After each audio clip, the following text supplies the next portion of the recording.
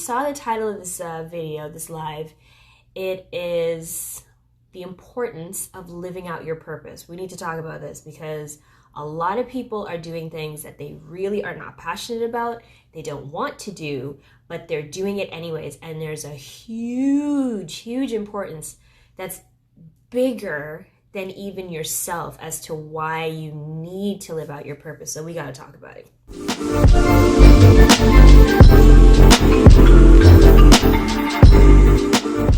If it's your first time coming on the live, hi, my name is Sarah Roxanne Watson. I am a Toronto-based entrepreneur and speaker.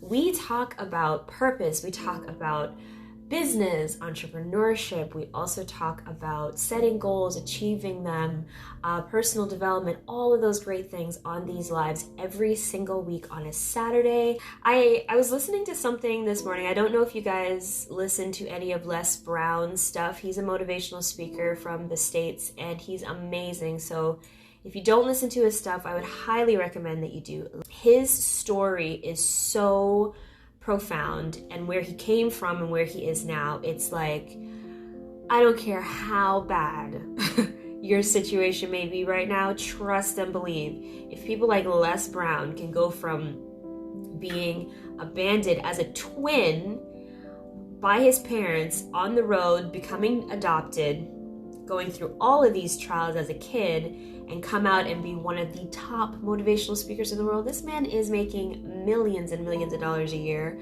Plus he's touching countless lives every year. So if he can go from that kind of life to the life he currently has, I truly believe that every single person can. You just have to decide that that's what you want. And that's where purpose comes in, because often we are in a job or in a career that we don't really feel is our purpose or our passion. Yes, it pays the bills. I get it. Yes, it affords you a certain lifestyle. Totally understand that. Yes, you think it's secure. I'm sorry, guys. I've been an entrepreneur for a minute, and one thing I always tell anybody that works for another person, no job whatsoever is secure. None. Because when you leave your life, ability to earn income in someone else's hands, understand that at any point in time that they feel they no longer need you, they can let you go. So how secure is that really? It may feel that way, but that's a whole other topic that we could get into some other time. I'm not here to bash JOBs, okay? I'm not here to bash 9-to-5s. I'm just here to shed light, okay? Because if you're staying in a job because you believe it's secure and it's not what you're passionate about, I would implore you to figure out what it is you feel you're supposed to be doing. And the only way to figure that out, you can pray about it, you can ask others, you can do research, you can do all that, but the best way is to just try different things. Anything that you've ever been passionate about, and I don't care what it is, if it's dance, if it's music, if you love creating video games, if you love working with technology, if you love cars, if you love language, if you love food, I don't care what it is, explore it, take some classes. And I don't mean you necessarily have to go to school. I mean, just take like classes. I was interested in dance at one point, but not as like a career. It was just something I wanted to do to have some more physical activity in my life outside of going to the gym. So I decided to go to a dance class. Go to classes. And here's the other thing. I'm sorry, you may not like this suggestion, but if you're interested in something, don't be afraid to work for another business within that industry that you're interested in to see if you're actually interested in it. Because it's one thing in theory to look at something and say, yeah, I would love to do that. But when you're actually in it, do you enjoy it? So sometimes the best way is to just dive right in with less risk by working for someone else. Before I became a massage therapist and got into healthcare, I was really interested in journalism and broadcasting. And it's so funny how it all came full circle anyways, because here I am on video talking. I may not be working for some big network yet, but here we are. So I had thought back then that I think I'd really enjoy journalism and broadcasting, but I'd never had any kind of experience in it outside of just watching people on TV. So I found Rogers TV basically has like smaller kind of localized television, what would I say, like talk shows and things like that. So I went to their website, and it turns out that they hire interns, volunteers all the time. So I volunteered for Rogers TV for 1 whole year. 1 whole year. And in that role, I was able to do like the behind the scenes camera stuff. I was in the editing room to see how that all goes together. I was floor director at one point, because they really put you in all these different roles so that you can get a taste of it. The only thing they don't do is they don't put you in front of the camera. Everything you're learning is behind the scenes. And I enjoyed it, but I also realized that I don't think this is the avenue I want to go professionally in terms of going to school and now taking broadcasting and journalism in the traditional sense. This is one of the ways that you can figure out what you want to do, because I know there might be some of you watching this that are like, I know that my job isn't really what I want to do for the rest of my life, but I really have no clue what I want to do. You just have to go out there and try different things. I'm telling you, something will stick. Something will feel right. Trust that intuition and go with it. Don't be afraid to go with it. Don't be afraid to try. Don't be afraid to fail. Understand that from the time you were little, you've been programmed, okay?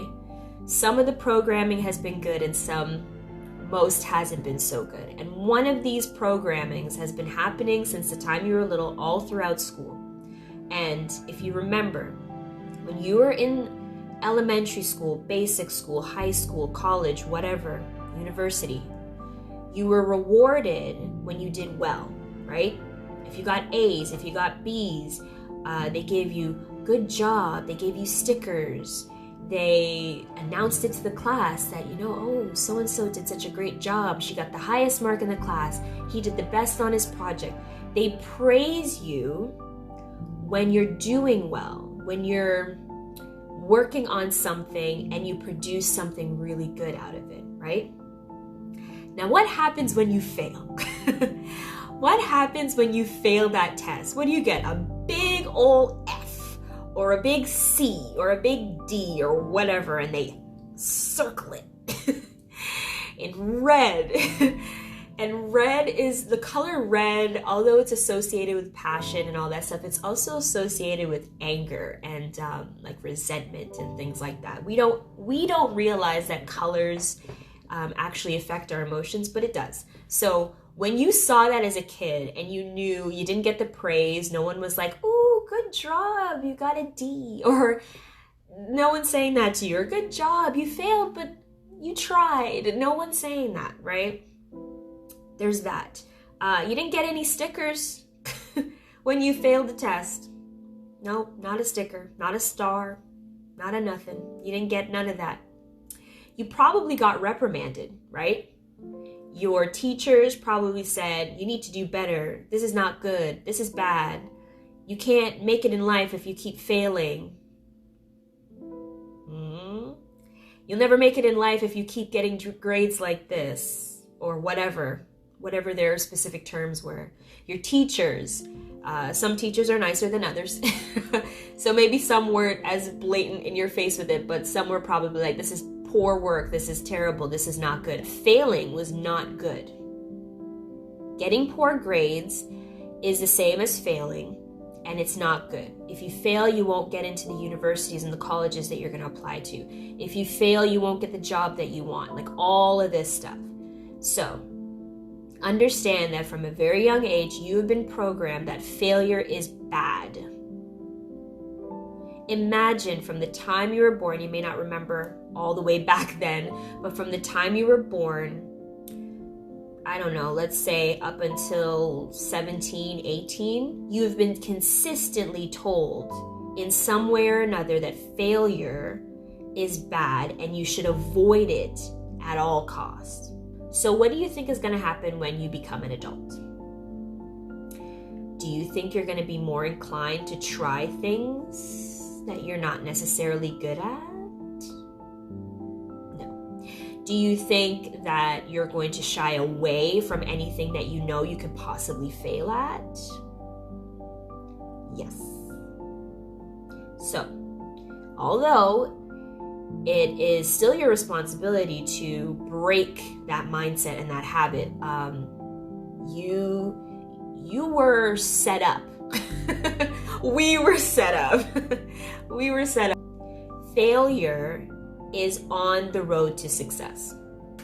I'm going to show you where failure is in reality, like how people treat it, and where it is if you want to actually succeed. Okay? That's you. And society tells you that if you're going in the right direction, you will succeed. If you're going in the wrong direction, you will fail. You notice how success and failure are at two opposite ends of you. So you've been programmed, we all have been programmed to believe that if we go towards something and it's not working out, we fail. What does that make us? It makes us failures. So what do we try to do? Because how does a society treat failures? Think about it. Do they say, "Oh girl, good for you, you failed at that, I'm so proud of you"? They say, "Oh boy, that was good, you failed, awesome job"? No, they don't do that. They laugh at you, they ridicule you, they call you crazy for even thinking of wanting to try something like that in the first place. They mock you. Some people will even go as far as to bully you. Like it can get pretty tough. And I will tell you right now, most of those people that I'm talking about are people that you care about the most. They are your family, they are your friends. I know, it's sick and twisted, but it's the truth. So what do? You avoid this area like the plague, and you only do things that you believe you will be good at and that you will succeed. So that what happens? You get the praise, the admiration, the love, the positive whatevers from your friends and family and the people that know you. This is what you strive for. But I'm going to show you something. This is what it really looks like. Reality is, this is you, this is failure, and this is success.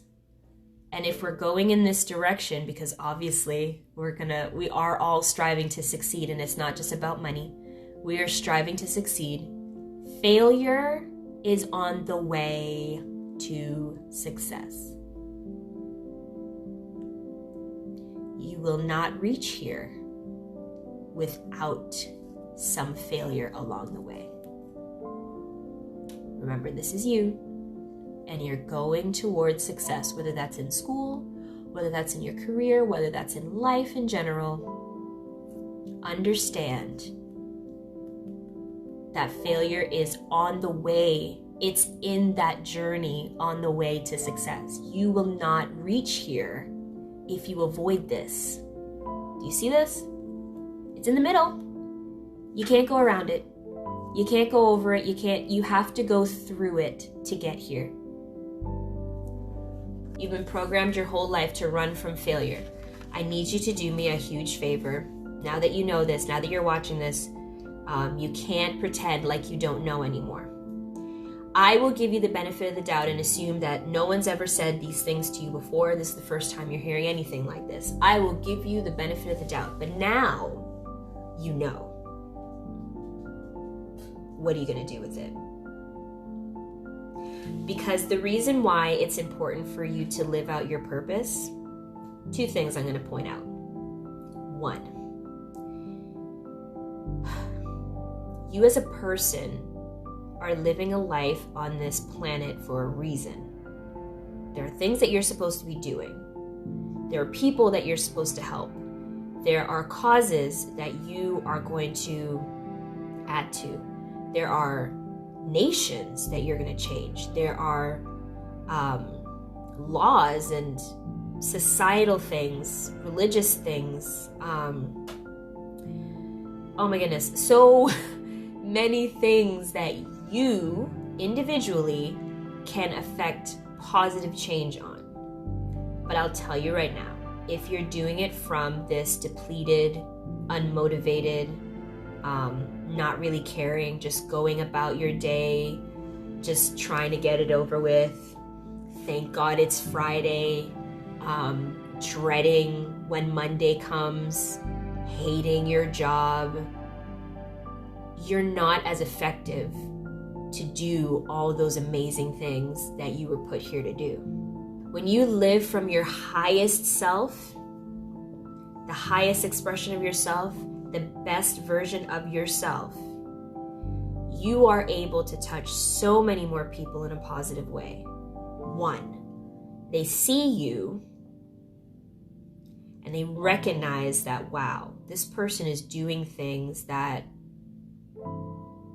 no one from my community, no one from my country, no one from my family has ever done. What do you think that does to them when they see you doing these things? When they see a black woman, when a little black girl sees a black woman doing amazing things and thinks to herself, wow, I didn't know we could do that. You just planted a seed in this child's mind that over the course of her life is going to be watered and nurtured through other experiences that she has. And whether you recognize it or not, you are now a part of her journey to realizing her best self, her greatest potential, and doing the same thing, affecting positive change in the world. What if there's a little black boy somewhere that sees you as a man doing things that he's never seen anybody do before? He's never seen a man do that before. What do you think? What kind of seed do you think you're planting in his mind?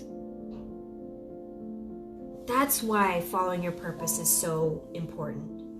That's why I talk about this all the time on my page, on my YouTube channel. It doesn't matter what topic I'm talking about. It'll always come out in conversation, even with people I meet on the street, even with my friends. They're probably tired of hearing me say it, but it's so much bigger than you. So much bigger. It is so vitally important that you do the best work you can possibly do from the best place. You have to pursue your purpose. There is someone out there that is waiting to see you. What if I decided to never do these lives or to never do YouTube? Do you know how many times I get messages, emails, texts, DMs from people saying, thank you, I watched your video and da-da-da-da. Like really heartbreaking stories. People who wanted to commit suicide and they messaged me and they're like, thank you so much, I had watched your video and I was going to do this and da-da-da-da-da, and I decided not to. Do you realize that you living your purpose could save people's lives? You living your purpose could create an organization that years from now, decades from now, generations from now, after you're long gone, is still affecting positive change in the world? But you're too afraid to start it? Don't be. You can absolutely do it, 100%. Do it afraid. You will be afraid. I was afraid. Everybody else was afraid. But we did it anyway. Don't be afraid to fail. It's on the road to success.